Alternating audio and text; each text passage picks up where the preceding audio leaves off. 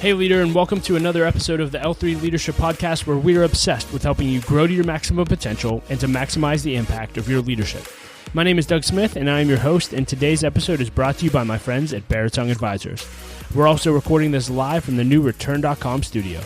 If you're new to the podcast, welcome. I'm so glad that you're here, and I hope that you'll enjoy our content and become a subscriber. Know that you can also watch all of our episodes over on our YouTube channel as well, so make sure you're subscribed there. And as always, if you've been listening to the podcast for a while and it's impacted your life, it would mean the world to me if you would leave us a rating and review on Apple Podcasts or Spotify or whatever app you're listening to podcasts through. That really does help us to grow our audience and reach more leaders, so thank you in advance for that. Well, leader, in today's episode, you're going to hear my conversation with my friend and mentor, John Stahl-Wert. John was on the podcast way back in the day, all the way back in episode number 9. And since then, I've gone through one of his executive coaching programs and have had him personally coach me for a year. And it just so happened that it was during the darkest year of my life. I've been very open about that on the podcast. But in that dark season, John made a very significant impact in my life. And it's actually the reason I wanted to do this episode. We talk a lot about the role of pain in a leader's life. And John wrote an entire book about this, which we talk about. I really encourage you to get it. And so I think if you're in the middle of a season of pain, or if you've been through painful seasons, I think you're going to get a lot out of this conversation. If you're unfamiliar with John, let me just tell you a little bit about him. John is a best-selling author, speaker, and acclaimed authority in the field of leadership development. His focus is helping individuals, organizations, and communities worldwide to embrace and implement the principles of serving leadership. And again, John is a content machine. And so if you enjoy this conversation, really encourage you to connect with him. Again, he's just made such a huge impact in my life, and I'm very grateful for him. But before we dive into the conversation, just a few announcements. This episode of the L3 Leadership Podcast is sponsored by Adjunct Advisors. The financial advisors at Adjunct Advisors help educate and empower clients to make informed financial decisions.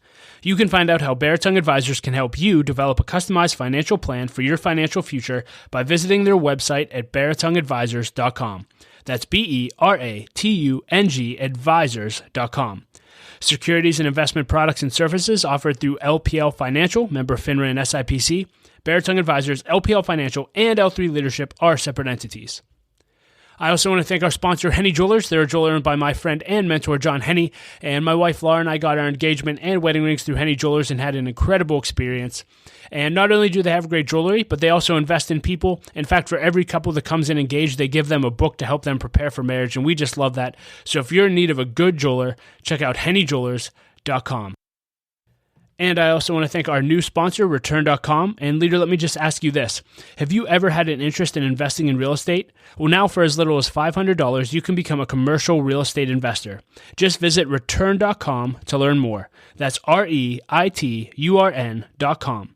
Investing involves risk. Please consult the Return Offering Circular if you're interested in investing. And with all that being said, let's dive right in. Here's my conversation with John Stahl-Wert.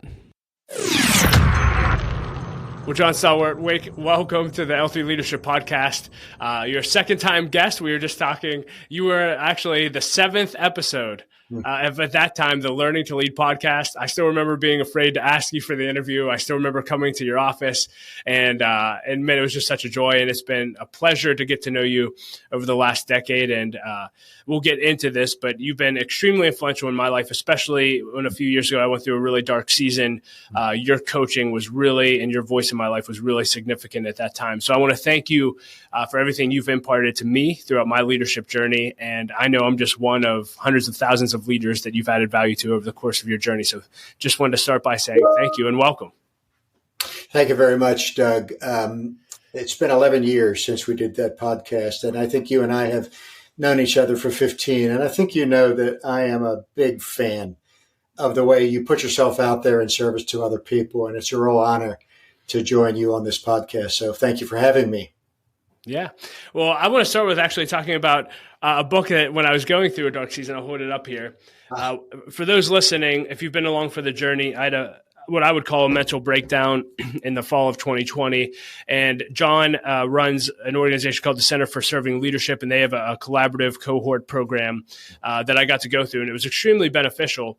And I remember as a part of the program, you actually get one-on-one coaching with John, and I was meeting with him, and he just said, you have to read this book. I think it'll really help you. And I actually had no idea what the book was about. I'm like, hey, it's probably another leadership book, servant leadership.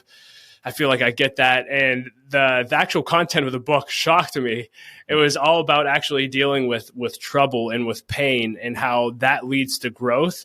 And little did I know it, I can only say this now looking back, but that's exactly what I was in the middle with. And it was so difficult. And so I'm so passionate about this message, John. So I'll just leave this really open-ended at first, and then we can dive into some of the practical content. But you wrote this book, Grow Up. Why did you write this? And really, what do you want leaders to get out of it?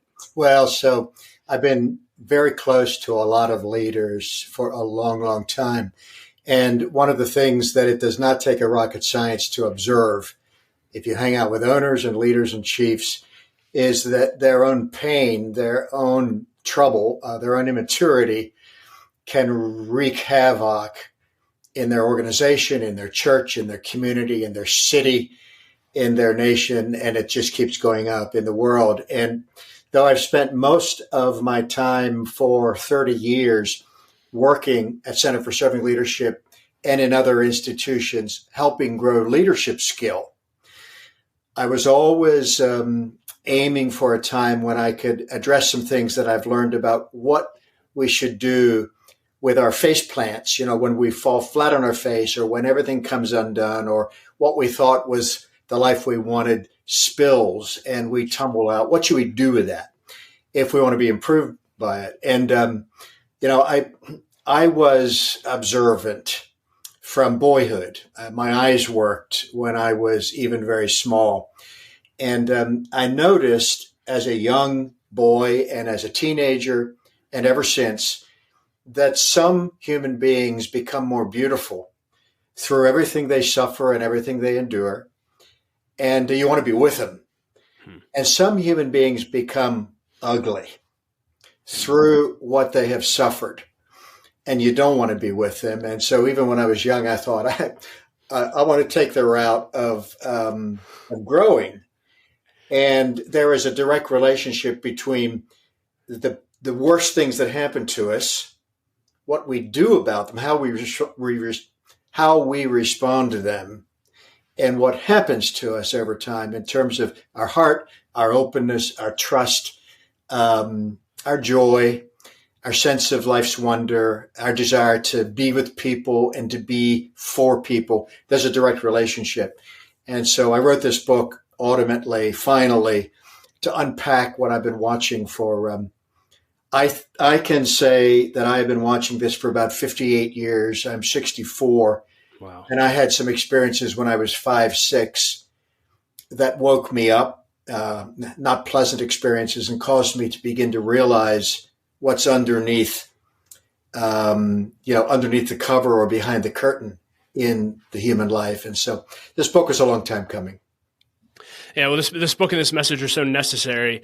And part of the process, I just want to walk through some of this, the process that you take leaders through in the book. The first step of the process, I would say, is you say that leaders have to recognize that I'm not exempt from trouble. And that statement alone, now I wouldn't have said this, but when I got saved and gave my life to Christ at 17, my life transformed completely. It was beautiful. And I don't want to say that I believed my life would always be up and to the right, but my experience was I'm very positive. Everything was going really great for a really long time until I had that mental breakdown. And I think in processing that, it was funny. I'm just trying to give context for your answer. I was interviewing a leader, 2 leaders actually, but the wife of the woman that I was interviewing had become deaf when she was 30.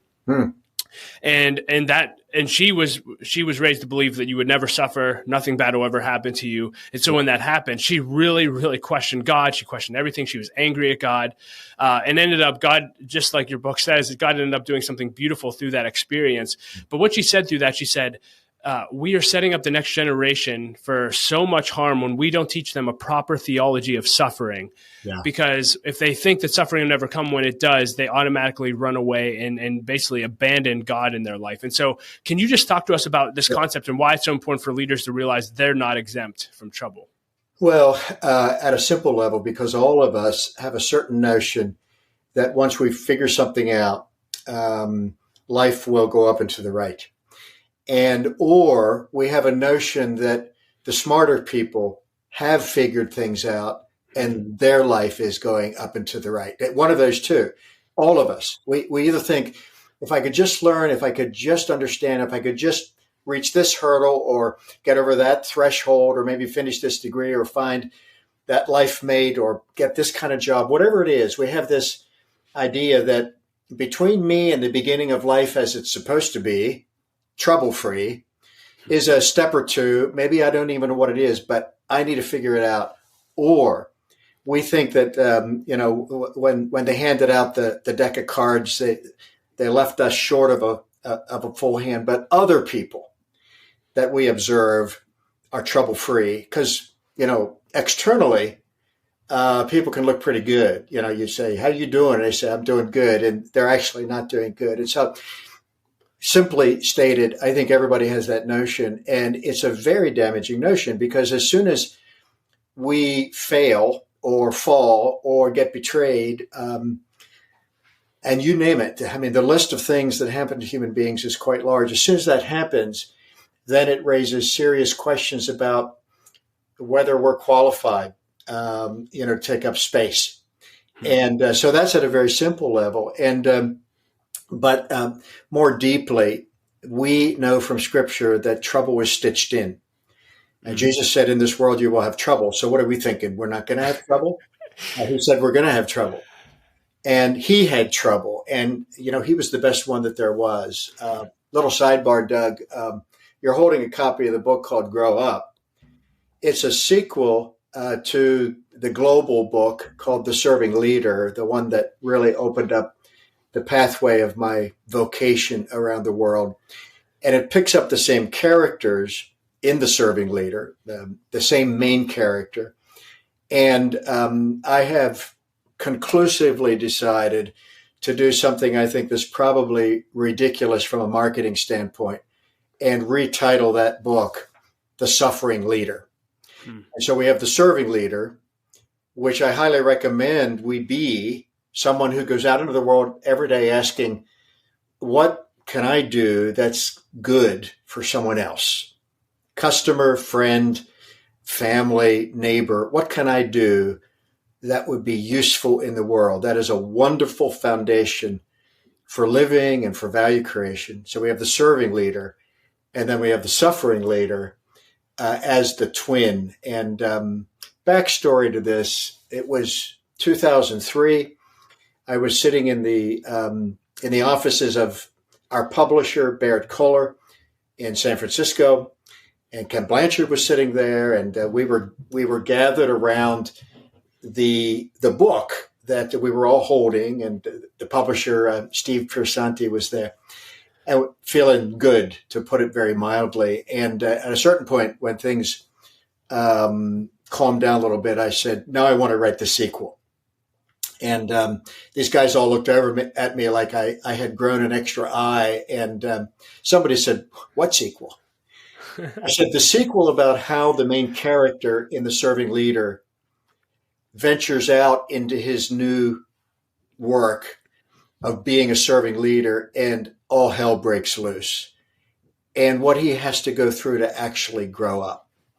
Because that character at the end of that book has not begun the growing up process. And so I said, so I want to write about that. How do we grow up? And so it took 20 years to pull that off. Wow. So first we have to recognize that we're not exempt from trouble. Two, you actually say to anticipate trouble. Is that more about just a mindset of just recognizing when it comes, I shouldn't be surprised by this, or talk more about anticipating? No, you build it into anything. I'll give you a concrete example. I'm a visionary, and my hardwiring is strategic. You give me a problem, my brain maps pathway through. I don't see problems when I have a strategy. I see solutions. And that creates a tremendous vulnerability. And I remember back, I was 18 years at Pittsburgh Leadership Foundation, and a very, very dear friend was chair of my board. His name is Dick Johnson. He's retired now. He had come out of Gulf Oil, and he was a tremendous operations chief and implementer of complex things. And I would share a vision of something, a strategy for something. And my track record around envisioning and strategizing things is pretty solid. My mind works well. I easily reject cool ideas that won't work. And Dick would come at me with questions. And, as a 35-year-old CEO, that was terribly discouraging. Well, what about this? And have you thought about this? And, if we do this and that happens, then what is going on? And what he was doing is he was anticipating. And so to build in a capacity to, take that beautiful idea you have or the best case scenario that you're sure is going to work out and put contingencies behind it and think through, what would we do if we had to go to plan B? It's just wise not to take away the power of vision and of boldness, but to temper it. And so I needed to grow another decade to realize that people wired to ask questions and to poke holes at good ideas are essential to our well-being. And so that's the spirit in which that second point is offered. Yeah, and the third, which again, I just want to run through them all because they're so good. Third is to actually admit, which for leaders, I know this can be incredibly difficult, but actually admit you're in trouble. What do you have to say about that? Well, a buddy of mine named Glenn Main 2 decades ago said, T cubed, tell the truth. All progress begins with telling the truth. And it is impossible to make progress if we cannot admit that we have a problem. It's baseline. There's a Christian theological side to this. It is impossible to begin a journey of transformation if we can't say, I am inadequate on my own. Admit you're in trouble. Baseline for a bright future is being able to say, I messed this up. I feel lost. I'm in pain. I'm a sinner. I broke it. Whatever it is, to be able to say, that was on me.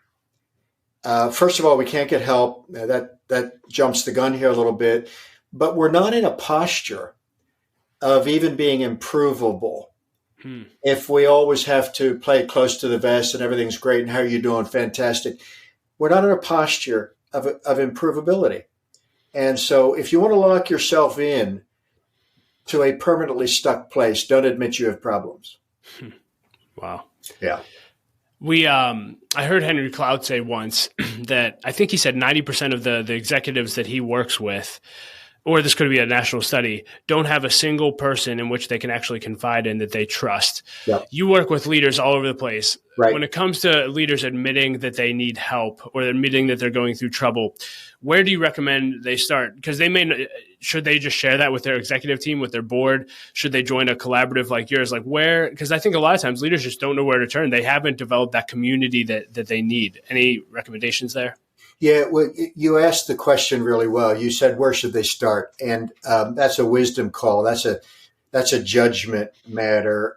There are people around certain kinds of executives that if the executive lowers their guard and says, I have a problem, they will be taken advantage of. And don't catch your pearls before swine. If our suffering or if our difficulty is the pearl, if we lay things out, we've got to use some judgment. We can bring our struggle to people who will use it to undermine us or use it to climb above us, or use it to cause harm. And so there's got to be a wisdom element to that, a trusted friend, a pastor, a trusted counselor, a trusted coach. If you've been gangbusters and always telling everybody in the world that you're the best thing since sliced bread, I'd start with a pretty confidential place so you can start to get used to that. But it's interesting to me that senior, veteran, well-established leaders who are not vulnerable any longer to sabotage and manipulation and people who are usurping them are very transparent with their troubles in many settings. I spent some time with one of my favorite leaders in Pittsburgh. Spent a lot of time with a man named Ray Bakke. And I was a pretty young man the first time I went into Bombardier and sat with Ray, who was president of Bombardier. That's the American automated people mover division of the global German company, and sat with his leadership team and listened to Ray talk very, very candidly with his executive team about their problems, his problems, their needs, things they weren't doing well enough, things he was working on. But that was a pretty seasoned place in the journey, Doug. And sometimes a person just wants to be authentic and lay it all out, and the game is over because they haven't even established their credibility, or they haven't surrounded themselves with people of integrity and people who've got their back. And, it might be a moment of honesty, but they get rolled. And so it's a judgment call. Playing it close to the vest, there are places to do that, at any stage of life, because we have to be wise as a serpent and innocent as a dove. But increasingly, as years go by, we want to be on teams, and we want to have a family in which sharing the truth is easy. It's easy, and it's safe. The wonderful thing about Alcoholics Anonymous, which our city, Pittsburgh, has such a relationship with, because Sam Shoemaker, who was a remarkable influencer of this city back in the 50s, led Bill W. and Dr. Bob to sobriety, the founders of AA.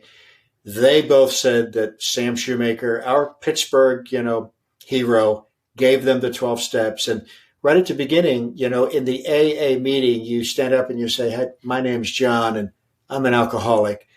And what is that? It's putting it out there. And then what happens? Everyone says, "Hey, John," in other words, us too. Like, this isn't now going to become a gossip session about what a terrible person John is. He was honest, we're going to lie, right? It's a beautiful thing to find ourselves in a community of grace and truth. And it's important for our growth. Yeah, that's so good. And leaders, again, we say this all the time. It's one of our core values is community. No leader should do life alone, but in community. Right. And if you don't have a place where you're fully known, fully loved, and fully challenged, you need to do everything you can the next year to find that, because there's nothing better.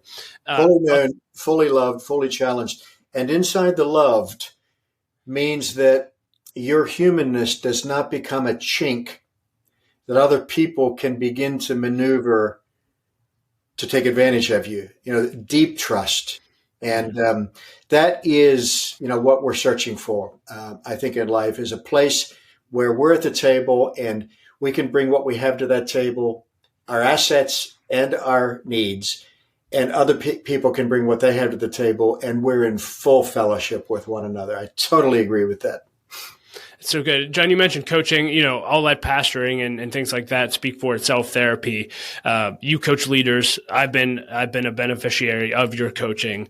If that's a place where maybe leaders have thought, I don't need a coach, could that be a place for them? And why do, in your opinion, leaders need coaches in their lives? Anyone who wants to perform well gets coaching. And so use the sports analogy. Michael Jordan, so good, he doesn't need a coach. Tiger Woods, so good, he doesn't need a coach. Just go down the line. That's ridiculous. We're good at what we're good at. We know what we know.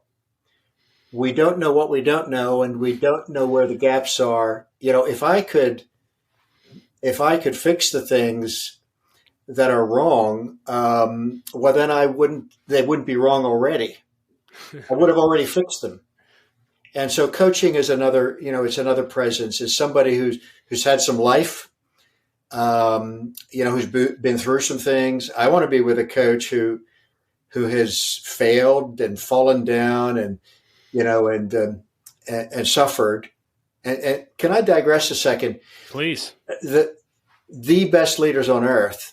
I've had this amazing privilege of being close to hundreds and hundreds of veteran leaders who have, we know them now at the top of their game, at the head of their industry. You look around them and you see workplaces where people thrive, and you see brand positions that are enviable, and you see, market share that's just amazing, and they attract good people and they retain good people, and people feel like tall human beings in those workplaces. And I don't know a single leader who understood how to do that at the beginning. I don't know among all the finest leaders on earth, a single one who understood how to do it when they started. So they got help. They learned, they got coached. They went through the school of hard knocks. They were improved by what happened to them. Going through a lot of experiences doesn't guarantee we get better.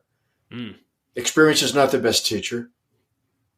I know people who've experienced everything, and they're horrible people. So experience with learning, the capacity to say, this is my fault, and the capacity to say, I need help. And these are so important. And when you look at someone you really admire, I promise you, they went through a lot of hard things. So I want, for coaching in my life, I want someone who went through a lot of hard things and was improved by it. I don't want a slick answer man at all. I don't want that person at all. So good. Follow up there, just because we've already been talking about it. Can you talk a little bit more about the programs and coaching that you offer through the Center for, that would be great. Yeah. So we have a core piece of work we've been doing for a long time, built on the book, The Serving Leader. We bring leaders together either in public, where they come from multiple companies within a geography. And we do this across the US. We do this in Asia. We have an office in Singapore, and then we have staff here. We have staff there. We have staff here. And they spend 6 months, part of a day up to a day a month, depending on how much bandwidth they have, inside hospital systems, chiefs of medicine, chiefs of surgery. They'll give us 2 hours once a month, but they go through a learning process each month, and it has an application piece. In other words, it's not information or inspiration or concepts. It's tools and disciplined practices that I gathered from watching good leaders around the world, watching that they were doing those things. And then they have a month to implement small implementations. Then we come back together and check it out, how'd it go? We add another one. So we call that a serving leader cohort. And we offer them, in a variety of geographies. We offer them virtually online, because everything is also digitized and filmed. Then we have shorter courses. We have what's called the Serving Leader Short Course. We have a little course online that's called Charting Your Leadership Journey, for people who are just beginning to think through the journey that's ahead. We have a master executive cohort, which you went through, which is for people who are asking longer range legacy and vocation questions in a community. There we have 24 people we gather once a quarter for a year, and I do one-on-one coaching. And then our team does coaching. We have certified coaches on our team, and we go inside companies and do all of this as well. So we will go inside and train tier after tier of leadership groups. We train their internal trainers. We turn everything that we have over to them so that they can do it without us. And so it's from very light touches to very deep, sticky, sustainable engagements, where the companies that we have worked with are now carrying the work on without us. We're built for that. So it's a fully orbed leadership program, tightly focused, how we need to behave better in our leadership to directly, measurably impact the workplace culture and growth of people as measured in performance. And we put a big stock on accountability for outcomes. If you're learning the right thing in leadership growth, it needs to show up customer facing. You ought to be able to see a year later that turnover has gone down, retention has gone up, costs have gone down, mistakes have gone down, customer satisfaction has gone up, or patient satisfaction. If we're learning something over here and the organization is not becoming more effective at serving the world that, its mission is designed to serve, then I ask, what are you learning over there? And so It's tightly inside leadership culture people, because people are amazing when you win their hearts and you get their minds locked in and around what matters. And increasingly they can act and behave and initiate and make decisions, customer facing, knowing they know exactly what you would tell them to do. So they don't have to waste that customer's time to run back and get permission. They can just do good work. We focus on that leadership space. So good. And leader, if you're listening to this and you're connecting with John as we're having this conversation, can't encourage you enough. If you connect with him, check out his website. We'll include links to everything he just mentioned in the show notes. Again, I've gone through the program. It's phenomenal. I've been following and been a part of John's work for the past decade, so can't speak highly enough of it. John, I want to go back into just finishing up our conversation around the suffering leader. Sure. I remember Craig Rochelle, he said when he was a young leader, he had a mentor come to him and he said, Craig, before God uses you greatly, he's going to break you. Good news, right? Yeah, I'm curious, have you found that as you've spent time with all these high capacity leaders, have you found that the people that are being used in the greatest capacities have often been broken the most and actually redeemed their suffering and brokenness? Has that been your experience? Well, I don't disagree with the statement. I would nuance it a little bit. I don't think that the greatest path to the greatest impact requires the greatest tragedy, the greatest mistakes, and the greatest suffering. I think the path to the greatest impact requires a yielded heart, a yielded life, a repentant spirit. I've seen human beings be improved by the smallest of setbacks. And so if you would put this on a 2x2, where not very many hard things happened, a lot of hard things happened, not very much was learned, not very much good stuff was learned, a lot of good stuff was learned. There are people who did not go through particularly difficult things and learned maximally from what they did go through. Wow. And there are people who went through everything and they're just drinking heavy now, or they're really putting on a show that's a scam to try to hold in the pain of their life. And the other nuance I might make, I completely agree with the comment. I don't know where to put. Obviously, God is sovereign over everything, and whatever happens by His allowance. I don't think God is a punisher of human beings or a deliverer of everything that happens to us. Life delivers things, this broken world delivers things, and Satan delivers things. So the key issue is, what do we do? What do we do with what happens to us? And how do we respond to those things? Some of them that God has orchestrated for us, some of them that Satan has orchestrated for us, some of them that friends have orchestrated for us and God has allowed. How do we respond to that? And so I don't know a good leader who hasn't had a soft, responsive heart to change, adjustment. You don't have to be a great sinner.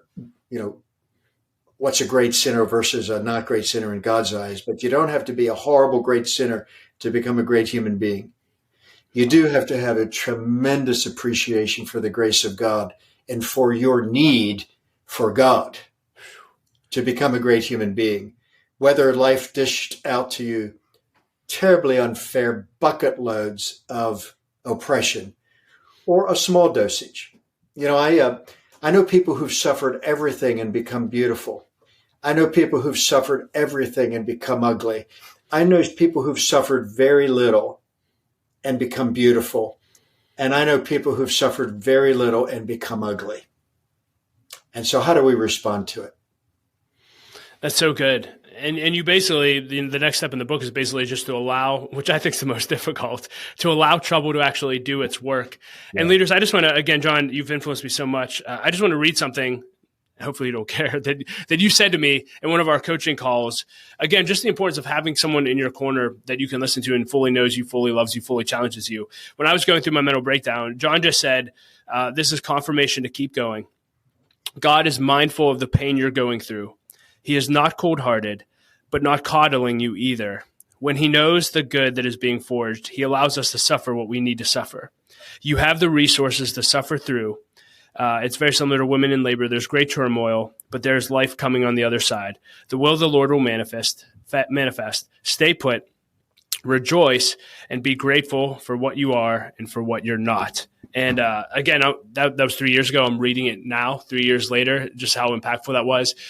Can you, and I just want you to share because it ministered to me so much. If someone's listening to this and they're in the middle of probably the darkest season of their life, what would your encouragement be to them? Well, first of all, life isn't fair. And, those words are difficult because different people have delivered to them more and less terrible things. Life isn't fair. And I can't account for that.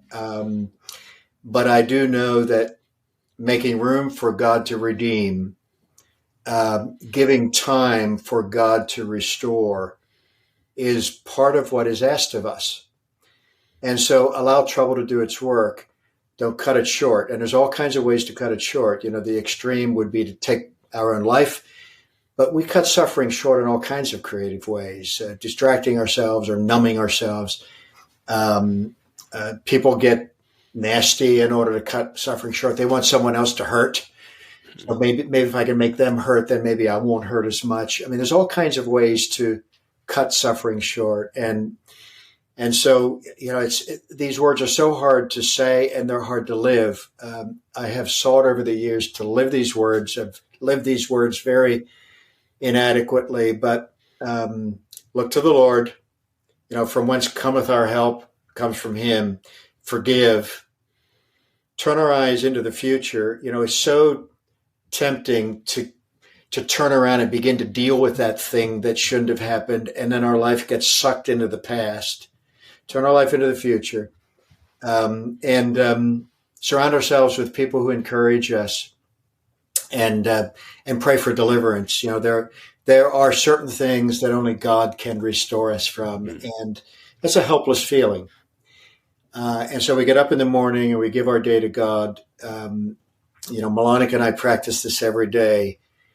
We understand what I'm talking about.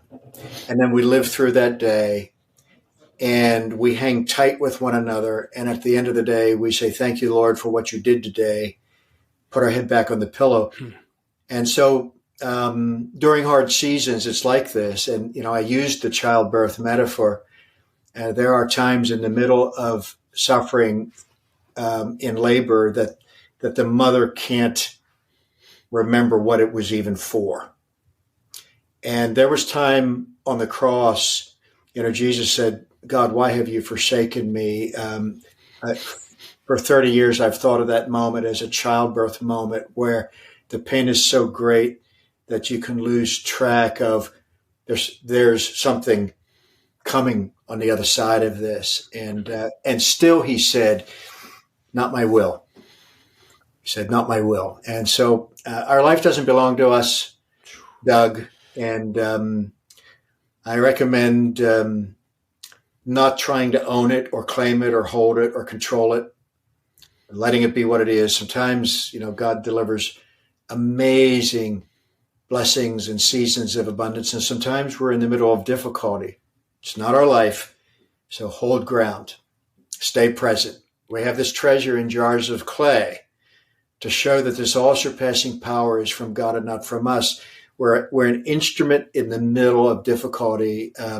One of the most important mentors in my life, Bruce Bickle, said many, many times, if God is sovereign, then we can't be a victim of circumstance.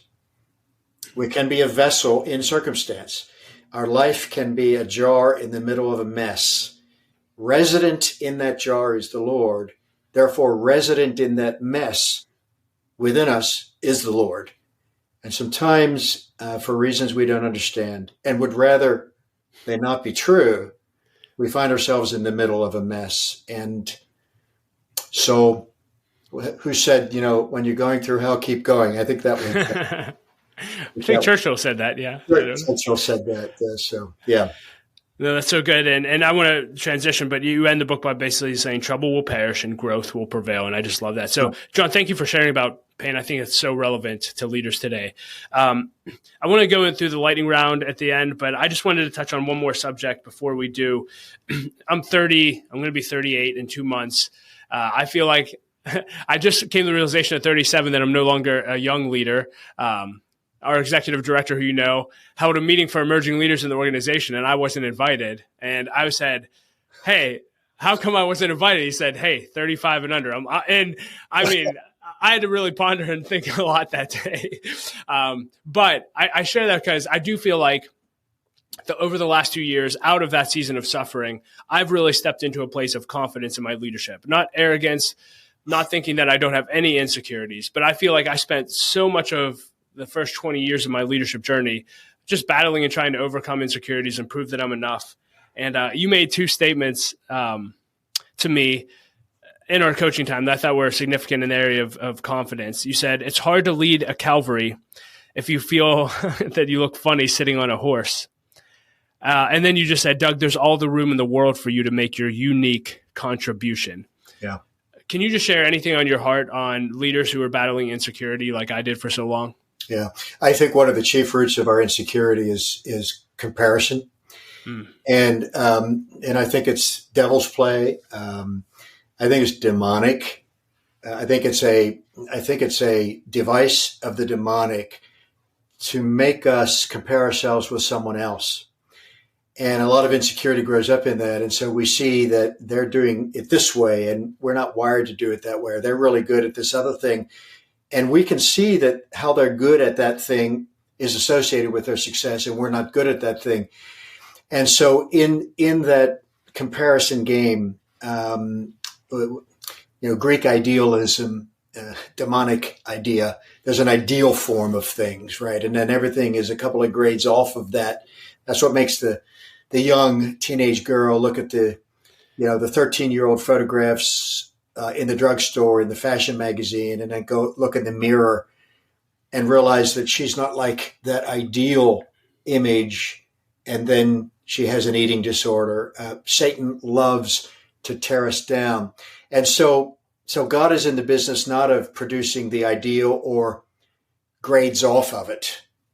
He's in the business of unique individual creations, and he has purpose in it. That mixture of things you are and aren't, is perfect for what he has in mind for you. It's also perfect for the community he wants you with, the spouse he wants you with.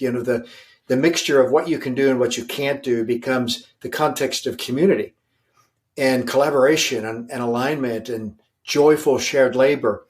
And it's all in his design. And Satan, nothing threatens Satan more than an encouraged believer. Wow. And so discouragement is his game. And so I put your light up on the lampstand. Don't put a bushel under it. God's created that particular light, and it pleases him, and he has uses for it that are good. We'll hear about it later. Usually, we don't know. And so, what right do we have? I talk to myself about this all the time. What right do we have to dim our light? Let it burn. Let it shine. Well, it's not that great. It is what it is, right? It's what it is. So why is it relevant that it is what it is and it isn't what it isn't? Why is that relevant? It is what God designed. Let it shine, because he's going to do things with it. And he's going to please himself. He's going to lift up other people. People say things like, someone came to me and they said, hey, remember that time 30 years ago and you don't remember, and you said this to me and it doesn't, you can't recall that. And it made such a difference to me. God is using us all the time. And mostly we don't see what he's doing. I think it's one of our chief issues. Wow. We can't see how he's using us. And I I think it was 25 years ago, it became clear to me that's not a problem. I can survive not knowing what he's doing. Like, what am I demanding? That I be the master of the knowledge of the value of my own life? Wow. I mean, come on. I ought to be the master. I ought to be the expert on the exact value of the day I just lived. I mean, who do we think we are? And so lay it down. And we live through our day. We let God have the glory. We lay our head on the pillow at night and we say thank you. And we rejoice in the Lord. Yeah, I should have put that. I wrote down another quote of yours that fits in the same thing, but I think it fits perfectly with what you just said. Again, this helped me so much. Again, I don't know if you remember saying any of this stuff to me, but you said, Doug, God takes responsibility for your life counting. Yeah. That was a game-changing statement for me. Like, God, I don't have to take responsibility for my life counting. I just need to follow God, and he'll do the rest. And Yeah. man, it's so insightful what you just said of just, we can't even see 90% of the time how God's actually using us. So thank you for sharing that. I want to dive into the lightning round. I know I didn't have a lightning round in episode 7, so this will be fun. Just a bunch of fun questions I ask every leader. The first is, what is the best advice you've ever received, and who gave it to you? Best advice, the best advice I ever received and who gave it to me. So I'm going to go back to Bruce Bickle, who said, we said a couple of things to me. When I succeeded Reed Carpenter as president of Pittsburgh Leadership Foundation, he said, don't try to fill Reed's shoes, try to fill yours. Wow. He said, that's going to be a big enough job for you. Another thing he said to me is that you being you and you being present where God has you as you are is your calling. So occupy that space. So that's my answer for that one. If you could put a quote on a billboard for everyone to read, what would it say? God loves bringing unique and beautiful things into a world that's waiting for them through broken human beings. Do you have any significant regrets in your leadership journey? And if you have more than one, just like, is there one that stands out that you wish you can go back and change? Well, I have to nuance my answer. Sure. Answer number 1, no. If I would go back and change my failures, then where would I be today? And so I'm pleased. I'm thankful for what God has done. And, the worst things that have happened to me, the worst things I've done have produced the most wonderful gifts in my life. So regrets, no. Second answer, a whole ton of them. And I'll tell you one thing I wish I had gotten clear on sooner, and I'm very clear on it now. Whatever happens inside the organization, you lead. If you're the leader, you're responsible for it. Wow. You allowed it to happen, or you did it. And so playing victim has no place. And if you're the leader, and it happened, it's on you. You allowed it or you did it. And I didn't learn that as early as I might have. Yeah. Thanks for sharing. You get to spend time with a ton of fantastic leaders. I'm curious, when you get to have dinner or lunch with a leader that you admire, do you have a go-to question or two that you always ask? No. I'm not scripted. I often wish I were. I'm not designed that way. If I had a go-to question, I wouldn't remember it the next day. So everything is kind of fresh and in the moment. I always ask them to tell me how they are. I ask them to tell me the story of what they're working on. I ask them to share what's going on right now. And then that brings everything to life for me. And then I know how to engage. And I wish I had a go-to question? I don't know. I don't have one. I love the awareness around who you are and who you aren't. It's beautiful to tie it back into what you shared earlier. How about this? Do you have a favorite or not a favorite? Do you have, what's your biggest leadership pet peeve? Biggest leadership pet peeve. I guess it's selfishness. One of our colleagues in East Africa, his name is John Wambora in Dar es Salaam. We're doing this serving leader work all over the world. And the president of our company is Kenyan, lives here in the United States. He's heading back to Democratic Republic of the Congo very shortly. And John Wambora says, we don't have a poverty, violence, or injustice problem in Africa so much as we have a leadership problem. Look at the DRC. It is the resource richest nation on earth. And the corruption, the violence, and the poverty, the injustice is terrible. I spent a lot of time in Singapore. It was our first office outside of the United States, specifically because of what they've done in leadership. In 1965, they were the poorest nation on earth. And they had no resources. They don't have DRC's resources. And today they're number 2 in GDP per capita measured in purchasing power parity. Wow. And they built that by saying we could blame a lot of people. We could use the power of leadership to serve ourselves. But we're going to turn that around and we're going to teach ourselves and our people how to serve others.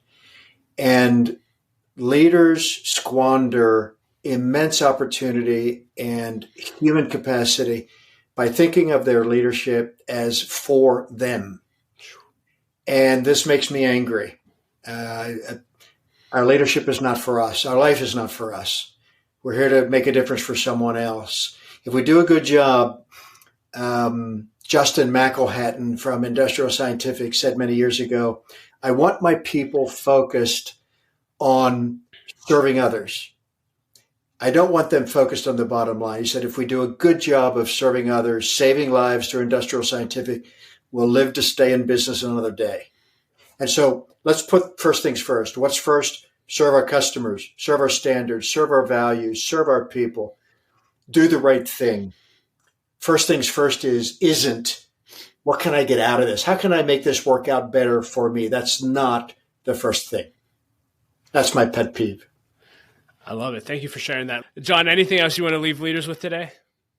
Well, just that I'm a fan of leadership. You know, when I walk into any kind of an organization and I see, front desk noticing customers right when the door chimes, and I see people, looking away from their work to help. And when I see people making sure that what they promise gets done, it's never an accident. It's never an accident. Good organizations are good because they're led well. Leaders do such important work, and they're suffering in it. What I would say to the leaders who are listening to this is don't be daunted from leadership by the fact that there is suffering in it. Reality is there's suffering in life. And we can dodge leadership to dodge suffering, but the suffering is in the soup just the same. Jesus said to the disciples in Matthew 20 who wanted the left and right hand positions, he said, you wouldn't ask for those positions if you understood that there's suffering there. And then he said, well, you're going to suffer anyway. So leadership, I think, is it's the advanced program for human growth. And everything that we wrestle to learn in leadership goes back to make us better husbands, wives, friends, neighbors, dads, moms. It's a good path. It's a path of responsibility. It's a path of learning to say, I will step forward and help with this. And it's daunting, but I recommend it. And I really, I'm a big fan of people who say yes, big fan of leaders who say yes. So I want to say thank you to leaders. Yeah. And I'll just end by saying thank you to you. Thank you for saying yes to your pursuit of being a serving leader for your entire lifetime and building up and raising up other servant leaders. It's changed my life. It's changed a lot of other leaders' lives and has ultimately helped change the world and make it a better place. So thank you. It's my pleasure. Thanks so much, Doug. Well, leader, thank you so much for listening to my conversation with John. I hope that you enjoyed it as much as I did. You can find ways to connect with him and links to everything that we discussed in the show notes. And leader, I say it every episode, but if you want to 10x your growth this year, then you need to either launch or join an L3 Leadership Mastermind Group. Mastermind groups are groups of 6 to 12 leaders that meet together for at least 1 year on a consistent basis to help each other grow, hold each other accountable, and to do life together. For me personally, mastermind groups have been the greatest source of growth in my life over the last 8 years. If you're interested in learning more about launching or joining a group, go to l3leadership.org/masterminds or email me at dougsmith@l3leadership.org. And I like to end every episode with a quote, and today I'll quote Henry Cloud, who said this. He said, "Your time is your life, period. How you spend it ends up being what your life is." Well, leader, I hope you enjoyed this episode. Know that my wife and I love you, we believe in you, and we say it every episode, but don't quit. Keep leading. The world desperately needs your leadership. We'll talk to you next episode.